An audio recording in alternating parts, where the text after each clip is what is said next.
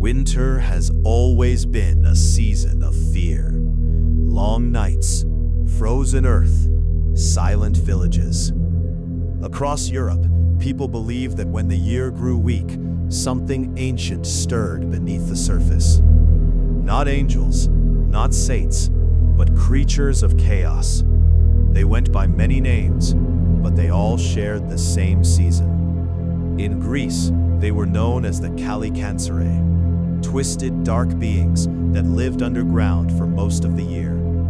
They were believed to emerge only during the 12 days of Christmas, when the boundary between order and chaos grew thin. They did not come to kill, they came to disrupt, to mock, to turn homes upside down while families slept. According to folklore, the Kalikansere spent the rest of the year sawing at the great tree that held the world together. If the tree ever fell, the world would collapse. But every winter, just before they succeeded, Christmas arrived, and the creatures were drawn to the surface once again. Across the Balkans, the same creatures appeared under different names. In Bulgaria, they were called Karakonjol. In Serbia and North Macedonia, Karakonkalos. They were taller, more dangerous, often described as lurking near crossroads or frozen paths, testing travelers with riddles or tricks. Those who answered wrong never reached home. Further east, in Anatolia, the Karakonkalos haunted winter nights. They appeared in fog and snowstorms, luring the exhausted and the drunk away from safety.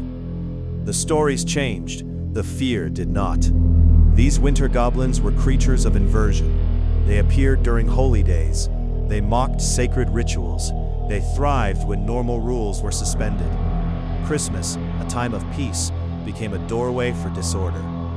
People defended themselves with light and fire.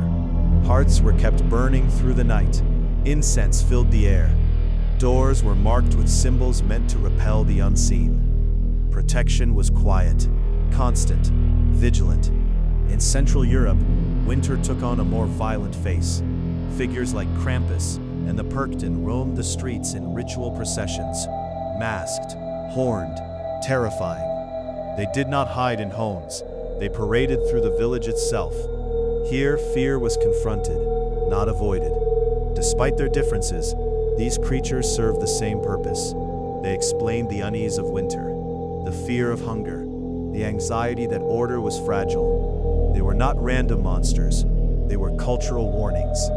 Some scholars believe these stories reflect a deeper truth, that winter was once a time when survival was uncertain, when darkness ruled, when communities relied on shared belief to stay alert. The monsters reminded people to stay awake. At Epiphany, the creatures vanished. Holy water blessed the land.